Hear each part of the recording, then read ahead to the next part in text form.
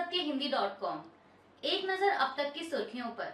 राम मंदिर प्राण प्रतिष्ठा समारोह को लेकर राजनीतिक गलियारों में बयानबाजी जारी है और अब इसी कड़ी में 4 शंकराचार्यों के कार्यक्रम में शामिल न होने को लेकर केंद्रीय मंत्री नारायण राणे ने निशाना साधा है।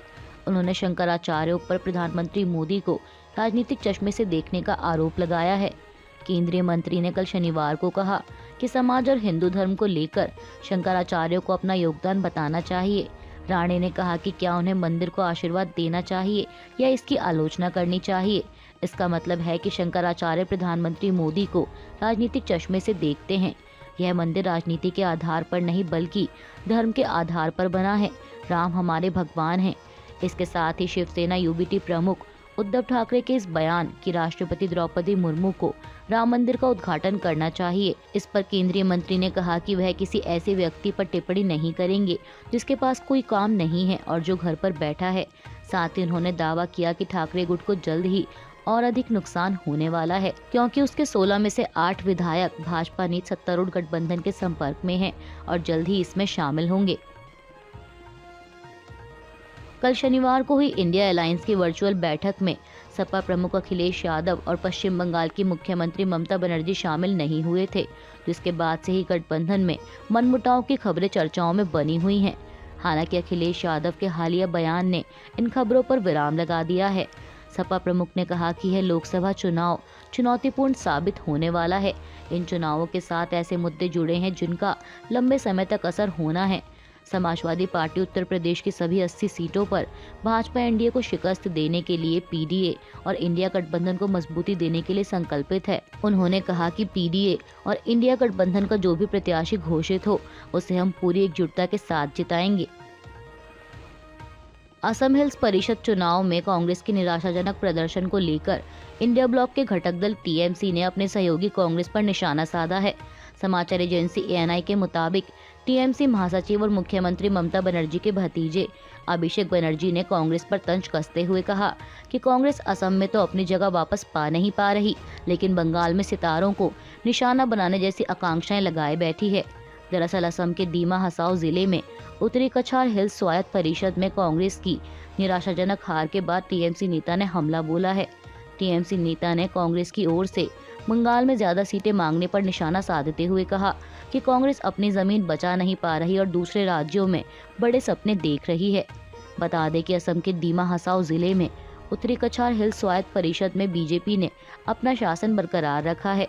पार्टी ने 30 सदस्यीय परिषद चुनावों में 25 सीटें जीती हैं। वहीं कांग्रेस का प्रदर्शन बेहद निराशाजनक रहा है। मीडिया रिपोर्ट्स के मुताबिक जहां बीजेपी का कुल वोट शेयर 55.52% रहा, तो वहीं कांग्रेस का महज 8.87% वोट शेयर ही हासिल हुआ है।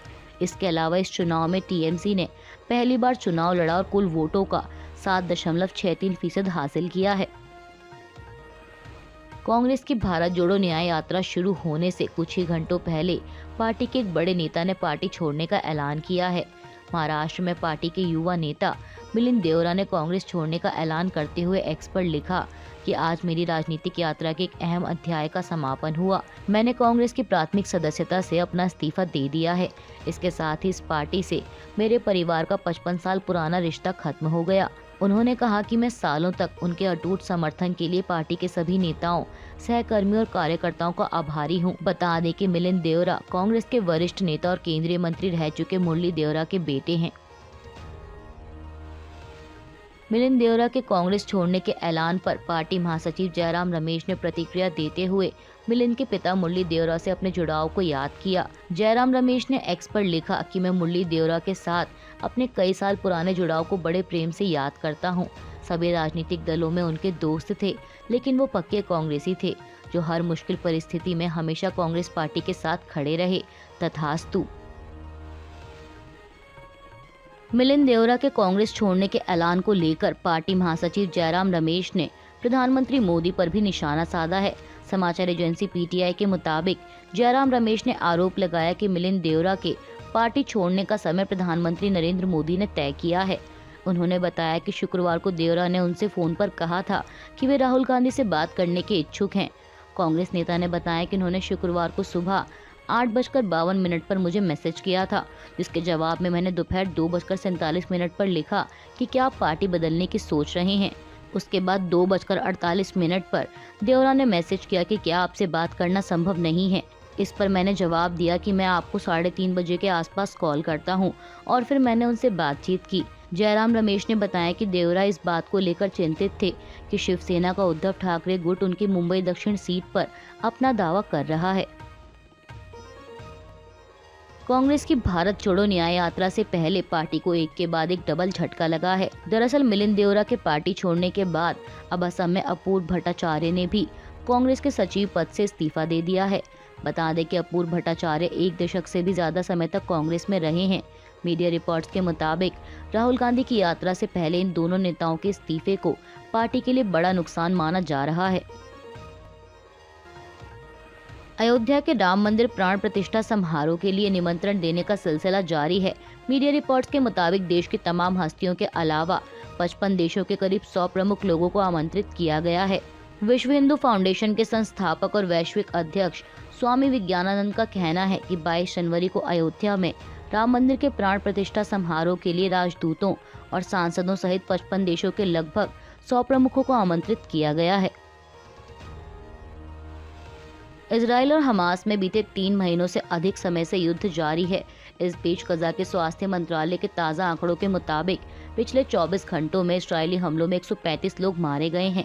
मीडिया रिपोर्ट्स के मुताबिक मरने वालों में गजा के सबसे दक्षिणी इलाके रफा के एक ही घर के 10 लोग भी हैं, जिनके यहाँ 2 विस्थापित परिवारों ने शरण ली थी। बता दें कि गजा के अन्य इलाकों में इजरायली बमबारी से विस्थापित लोगों के रफा पहुंचने से इस शहर की आबादी बढ़कर 10 लाख से अधिक हो गई है।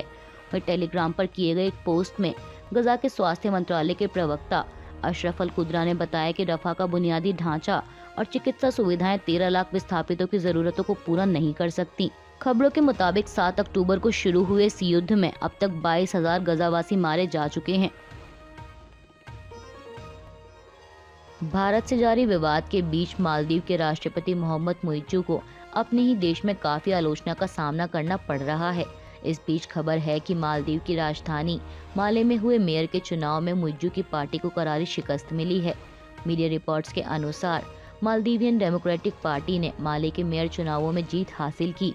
एमडीपी उम्मीदवार आदम अजीम ने बड़े अंतर से यह जीत हासिल की है और उन्हें माले का नया मेयर नियुक्त किया गया है। वहीं गौर करने वाली खास बात ये है कि अजीम से पहले तक मोहम्मद मुइज्जू ही माले के मेयर थे, लेकिन उन्होंने पिछले साल ही राष्ट्रपति चुनाव लड़ने के लिए इस पद से इस्तीफा दे दिया था।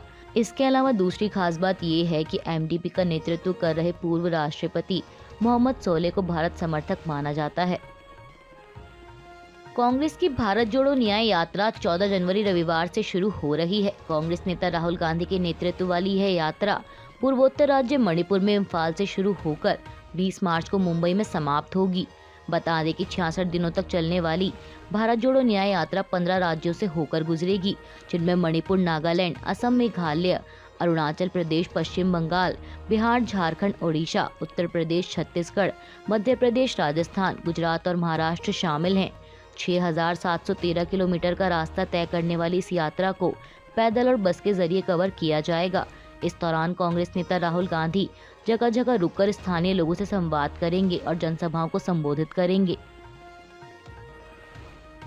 समाजवादी पार्टी प्रमुख अखिलेश यादव को भी राम मंदिर प्राण प्रतिष्ठा समारोह में शामिल होने का निमंत्रण मिला है। इस बात की जानकारी उन्होंने खुद सोशल मीडिया प्लेटफॉर्म एक्स पर दी।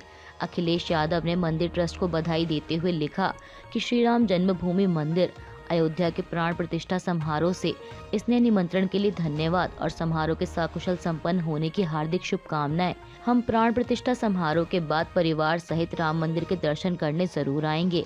आज प्राप्त निमंत्रण के लिए दोबारा धन्यवाद। लोकसभा चुनाव से पहले नेताओं का एक पार्टी से दूसरी पार्टी में आना जाना लगा हुआ है। इसी क्रम में आंध्र प्रदेश की सत्तारूढ़ वाईएसआरसीपी को एक और बड़ा झटका लगा है। दरअसल वाईएसआरसीपी के लोकसभा सदस्य बालाशौरी वल्लभ नैनी ने कल शनिवार 13 जनवरी को पार्टी से इस्तीफा दे दिया। इसकी जानकारी देते हुए उन्होंने कहा कि मैंने एक्स पर जानकारी दे दी है और मैं उन्हें अपना इस्तीफा पत्र भी भेज रहा हूं। वल्लभ नैनी ने कहा कि मछलीपट्टनम के विधायक पन्नी वेंकट रमैया ने उन्हें पिछले 5 सालों से निर्वाचन क्षेत्र का दौरा करने की अनुमति नहीं दी, जिसकी मैंने कई बार शिकायत की, लेकिन मुख्यमंत्री ने कोई जवाब नहीं दिया। वल्लभ नैनी ने दावा किया कि मुख्यमंत्री रेड्डी उन्हें नजरअंदाज कर रहे थे और अब अपने इस्तीफे के बाद उन्होंने अभिनेता पवन कल्याण के नेतृत्व वाली जनसेना में शामिल होने का फैसला किया है। बता दें कि इससे पहले मुख्यमंत्री वाईएस जगनमोहन रेड्डी की बहन वाईएस शर्मिला भी 4 जनवरी को कांग्रेस का दामन थाम चुकी हैं। भारत और अफगानिस्तान के बीच खेली जा रही T20 सीरीज का दूसरा मैच आज 14 जनवरी रविवार को खेला जाएगा। बता दें कि इससे पहले 11 जनवरी को खेले गए सीरीज के पहले मैच में भारत ने अफगानिस्तान को 6 विकेट से हराया था और इसी के साथ भारत इस सीरीज में 1-0 से आगे चल रहा है। और अगर ऐसे में भारतीय टीम आज का यह दूसरा मैच जीत जाती है तो वह 3 मैचों की सीरीज पर अपना कब्जा जमा लेगी। ताइवान में हुए राष्ट्रपति के चुनाव में लाई चिंग-ते ने जीत दर्ज की है। वहीं सामने आए चुनावी नतीजों पर चीन ने पहली प्रतिक्रिया देते हुए कहा कि ताइवान में हो रहे किसी भी बदलाव से चीन की स्थिति में कोई बदलाव नहीं आएगा। चीनी विदेश मंत्रालय के प्रवक्ता के हवाले से मीडिया रिपोर्ट्स का कहना है कि ताइवान में कोई भी बदलाव आए, लेकिन इससे यह तथ्य तो नहीं बदल सकता कि ताइवान चीन का ही एक हिस्सा है। बता दें कि साल 2023 के अंत में ही चीनी राष्ट्रपति शी जिनपिंग ने कहा था कि ताइवान को चीन के साथ फिर से एकीकृत किया जाएगा। जिनपिंग कई मौकों पर यह स्पष्ट कर चुके हैं कि ताइवान चीन का ही एक हिस्सा है। वहीं ताइवान के नवनियुक्त राष्ट्रपति ने कल शनिवार को मीडिया से बातचीत के दौरान कहा कि हम अपने देश को चीन की धमकियों से बचाने के लिए काम करेंगे। मैं अपनी लोकतांत्रिक और स्वतंत्र संवैधानिक व्यवस्था के अनुसार संतुलित काम करूंगा। हम चीन के खिलाफ अपने देश की सुरक्षा के लिए प्रतिबद्ध हैं। उन्होंने आगे कहा कि हमें उम्मीद है कि चीन भविष्य में अपनी नई स्थिति को जान जाएगा। चीन को समझना होगा कि अब शांति से ही बात करने में फायदा है, धमकियों से कुछ नहीं होगा। अभी के लिए बस इतना ही। बाकी की खबरों के लिए जुड़े रहिए सत्यहिंदी.com के साथ।